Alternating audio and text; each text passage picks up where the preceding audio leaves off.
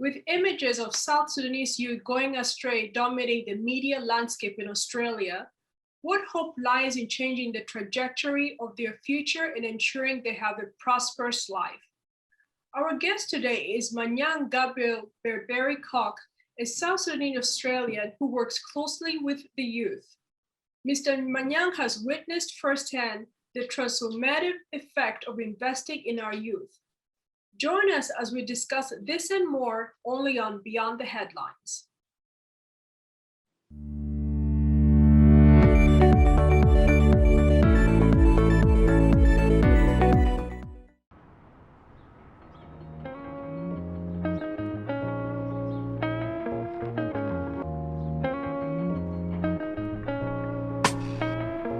Smiles, great women, babes in bikinis and shining. We're flying, life is good, couldn't be better timing. Chilling the coast, catching waves, getting numbers. Beautiful summer, quick to leave like a road runner. Got it cause she's done at the way she move. My game smooth, never lose, something she can't refuse. Hey brother, that's always on the news. Wouldn't wanna pass that, I'll take you on the cruise. Pick a destination, you're a sensation. Leave you on like a radio station, I'll be patient. Can't stop thinking about you and your fragrance. Got me there. Welcome to the program, Mr. Manyang. Thank you very much. You are the recipient of the 2021 Medal of the Order of Australia. Congratulations on receiving the award. Thank you very much. According to the Australian government, in the Australian honour system, appointments to the Order of Australia confer the highest recognition for outstanding achievement and service. The Medal of the Order of Australia is awarded for service worthy of particular recognition.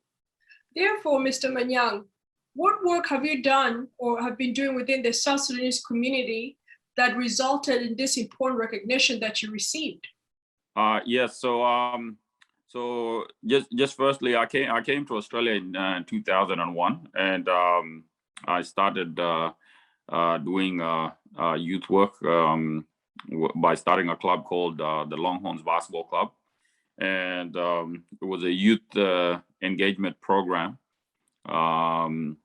So at that time in early 2000s, the South Sudanese community was quite small in Australia, and those issues to do with trying to settle into a new country, there were young people that were having there were young people that were having language barriers. So sports was the best way to get teenagers involved in their local community.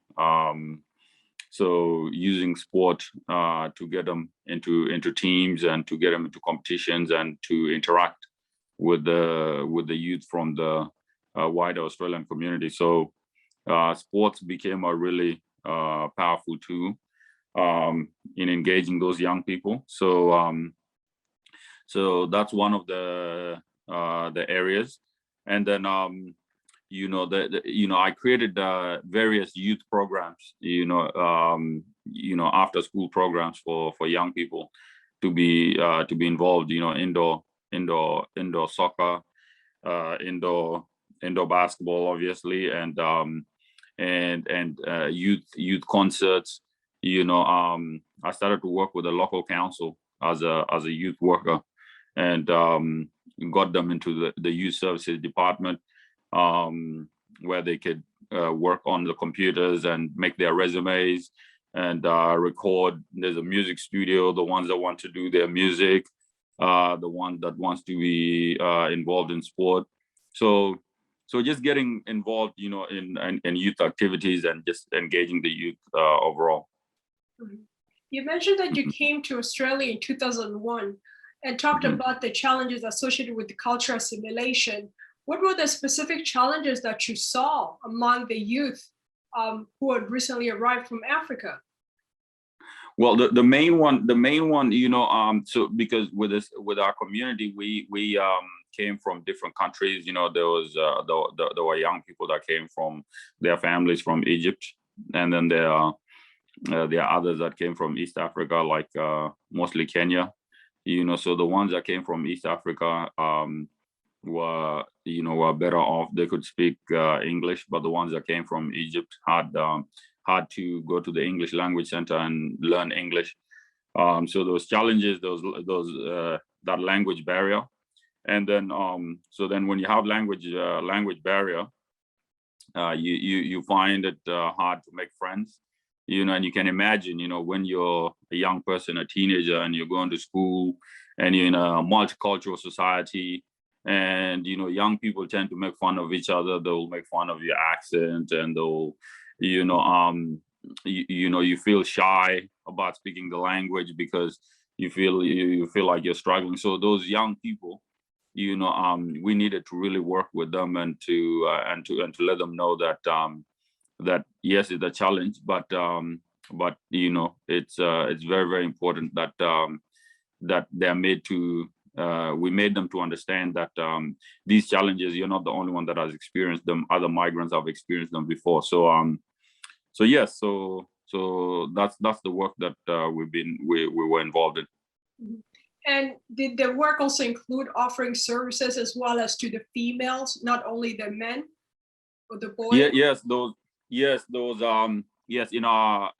in our local association where we were where I registered my Longhorns basketball club team. There were a lot of young girls that came and joined the girls teams. So there's a friend of mine called Jim. He's also a migrant himself from Europe. So he had girls teams, and he had enough coaches. So we got a lot of South Sudanese girls onto those teams, and they got a chance to play and be engaged in those activities that we're doing. Mhm.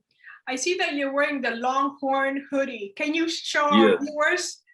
Yes, that's the Longhorns hoodie. Yep. Oh. And then yes, you have the horn.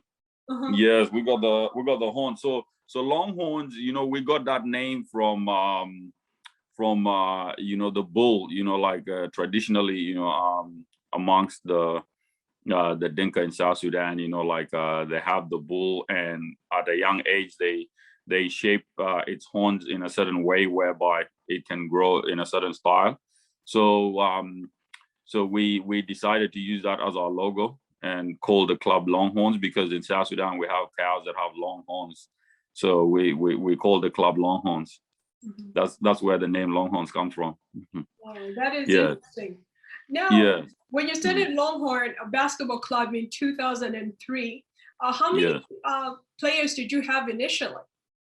Well, it was I started off, I was the main player to begin with. So Longhorn started off as me getting my friends playing.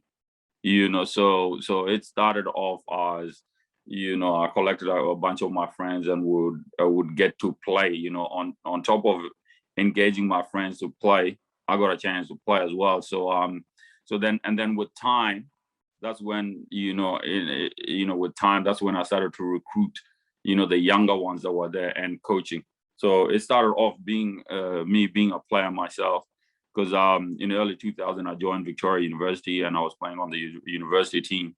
So and and had my friends too, that were from the South Sudanese community. So when you're new in a country such as Australia, where there's not a lot of at that time in the early 2000s, there was not a lot of African people in Australia.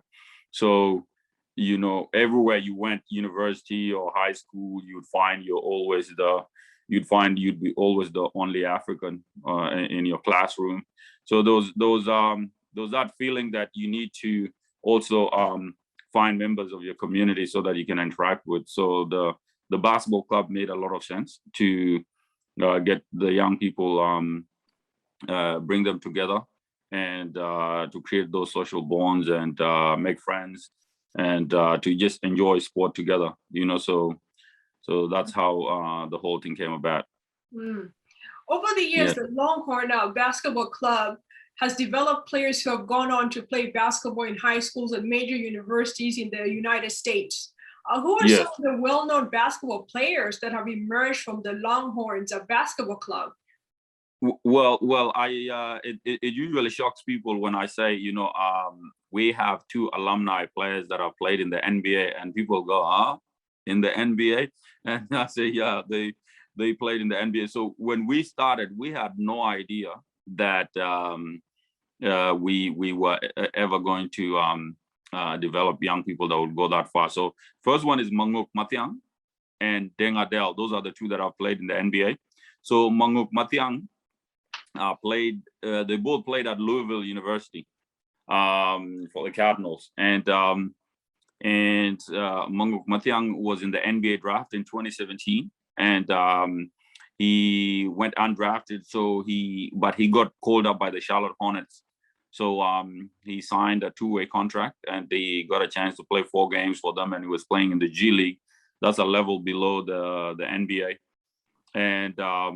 And then now he's playing in Europe. He got a contract in Europe. So that was great for him. He got a chance to play in the NBA 4 games. And you can imagine how hard it is, like it's a very, very small number of people that can make it to that level. Now, Deng Adel as well played in Louisville University and was in the NBA draft the year after in 2018. And he played for the Cleveland Cavaliers, and he played about 19 games and then came here to Australia to play in the NBL, So on top of playing for Cleveland Cavaliers, he also played for the G League team, for the Brooklyn Nets and for the Toronto Raptors, So those are the two Longhorns alumni players that have played in the NBA. And they started off just as juniors within Longhorns basketball club, and we helped them. We got them to high schools in America, and they rose up through that system and got to college, So that was quite good, And we have another one that's called Emmanuel Malo. The people pronounce it as Emmanuel Malou, but the correct pronunciation is Emmanuel Malo.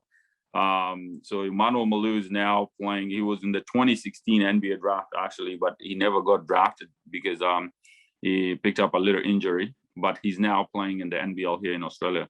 So we have a good number. We have a good number that have played in college, and up to now, there's some that are still playing in college in America and in high school. So when we started, we didn't know it was going to be like that, but we worked hard over the years. Now, do you have any younger players that are emerging or we need to watch out for? Yes, we have some superstars that are coming up. We have one called Aguer Dawam. He's playing right now in Denver at a high school in Denver. Some colleges are keeping an eye on him. As a young man, he's about 6'8", so he's very athletic. So he's he's coming up quite well. And then there's another one called Bronson Borlace. He's doing quite well. And another one called Steven that's playing. Steven is playing in Tennessee at a high school in Tennessee, and Bronson is playing at a high school in Florida. So they're doing quite well. Yes, I know we often hear about the South Sudanese basketball players who are coming from Australia. It seems like they're much more than those that are here in America. Yes, we have a whole something list. Right. Yeah. Yes, we have a whole list. Because what we did in the early 2000s, like when I started Longhorns, I also helped start other teams also here in Melbourne, because Melbourne is quite big and the community is big. I would say South Sudanese community right now, the population is maybe 30,000. It's a huge community, and and it's vast. It's a big city. So over the years we the program got bigger, and other teams came up and we supported them. So there's other teams at the moment that are coming up, and we're supporting them in that process. How many teams? I would say in Melbourne, I would say about 10, and then in the whole of Australia, I would say about 18. Wow. So we're doing quite well. I'm Dom Dawam. Skirgus down. My man Kier. My name's Joe. Robbie Tiger. Marco Cho. I'm Bolas Madut. I'm Cho Get. My name is Maluka Dud. I play for Longhorns. I'm a 6'2" point guard. Best shooter to ever come out of Longhorns. Period. That's me. Hi, my name is Bo. Class of 17. Point guard. Number one point guard in the country. You already know. I think I dunked on him about twice. Twice or three times. He fluked it. Fluked, yeah. He fluked it. Hey, South Sudanese. I was born in Khartoum, Sudan. Sudan. I came to Australia in 2003. I played for Longhorns basketball under 20s. Longhorns basketball club. And I played for Longhorns under 18s. For Longhorns.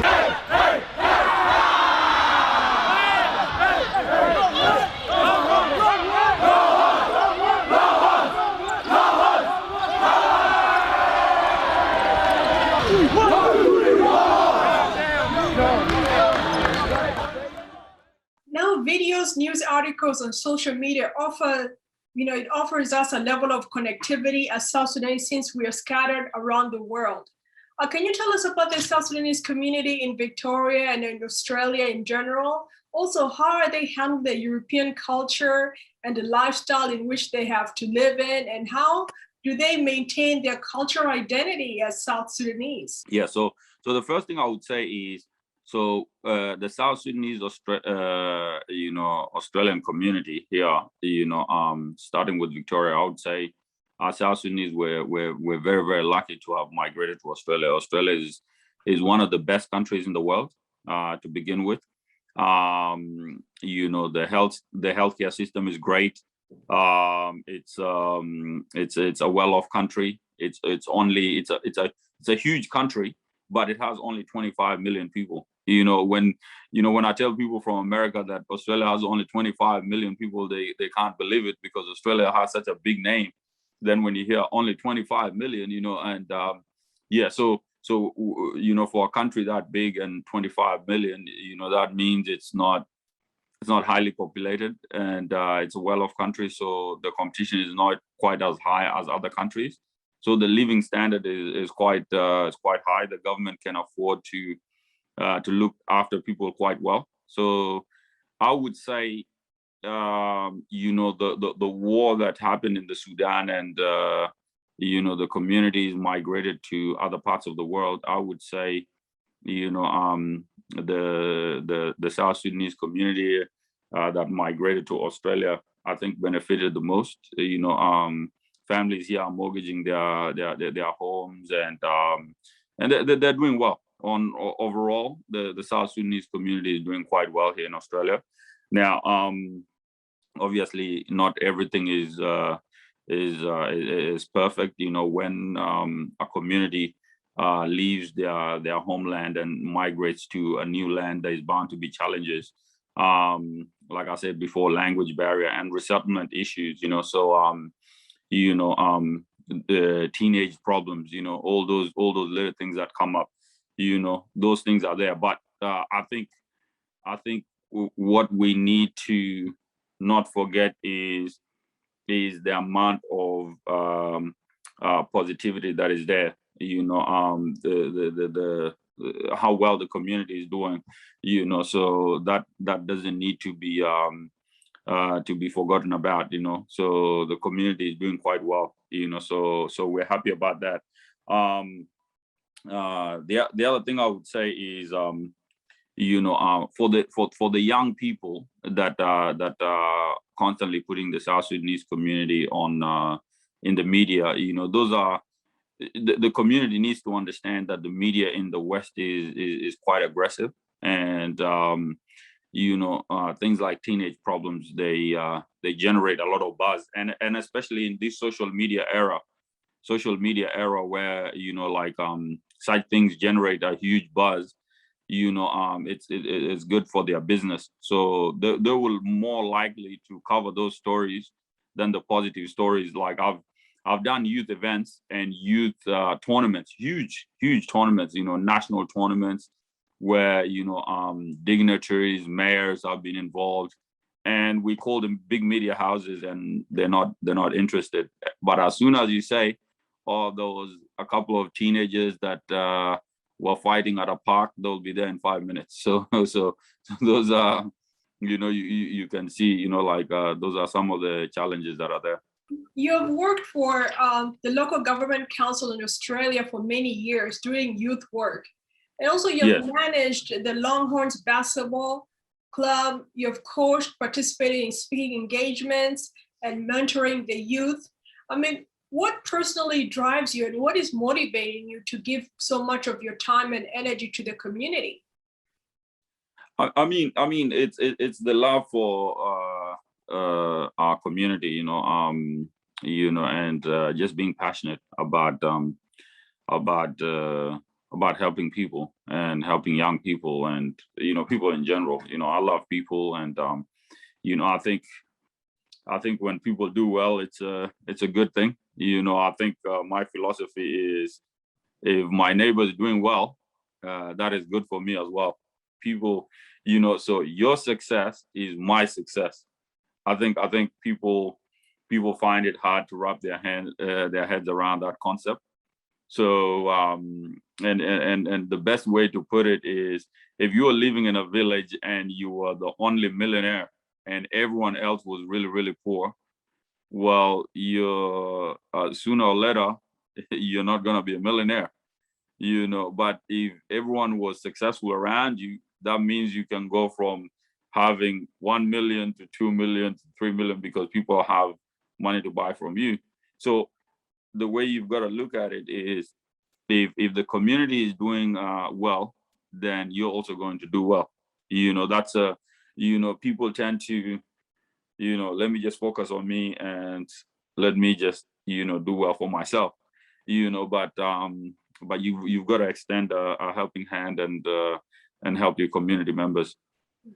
Yes, I wholeheartedly agree with you on that. And I remember a few months ago when I communicated with you about wanting to start the, Beyond the Headlines program, you were so gracious with your time and offered such great suggestions. So you definitely do want to see others succeed. So thank you very much.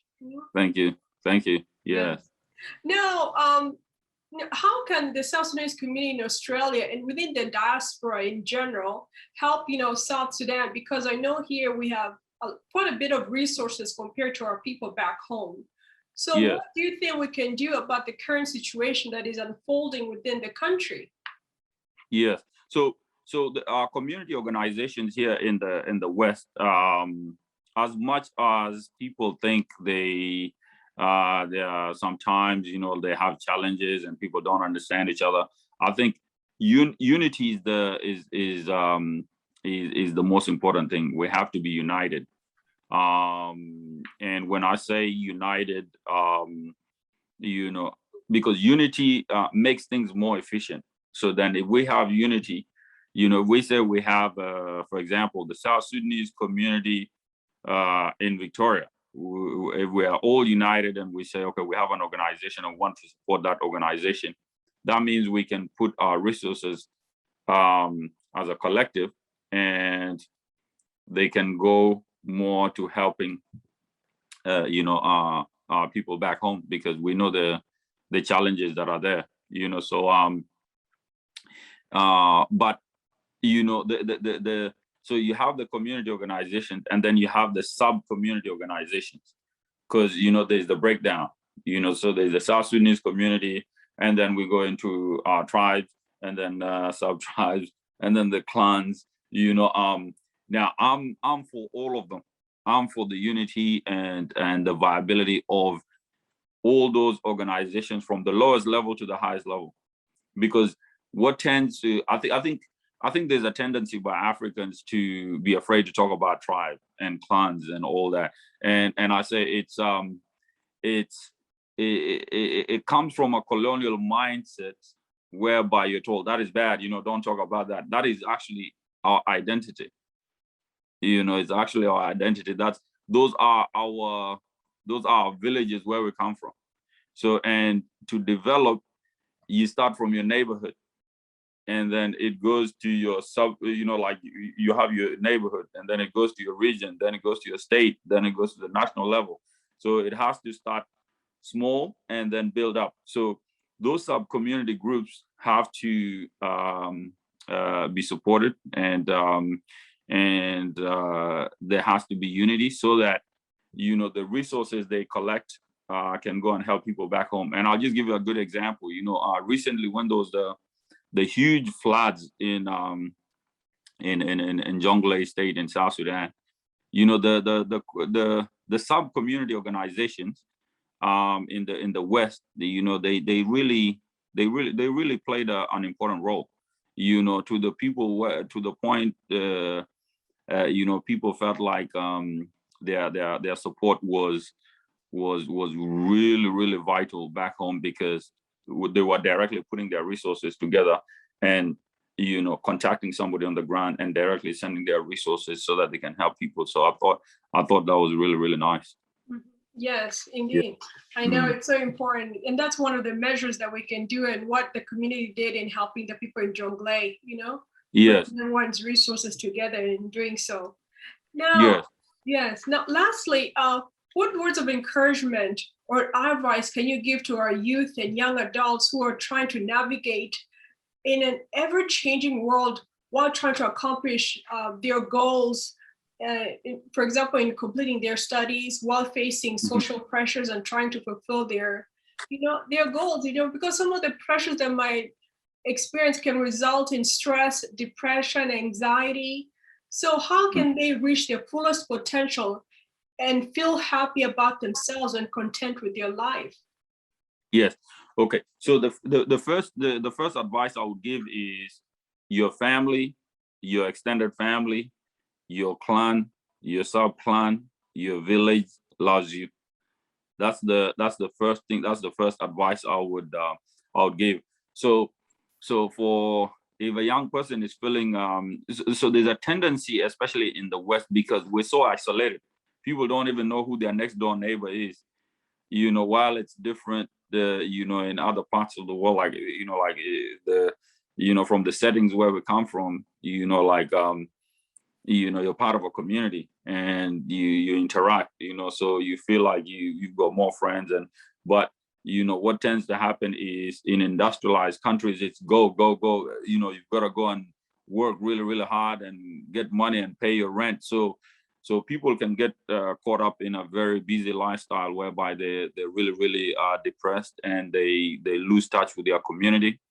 And but I just want to remind them that as Africans, you're part of a family, and then you're part of a sub clan, and then you're part of a clan, then you're part of a tribe, and you're a really important member of that setting.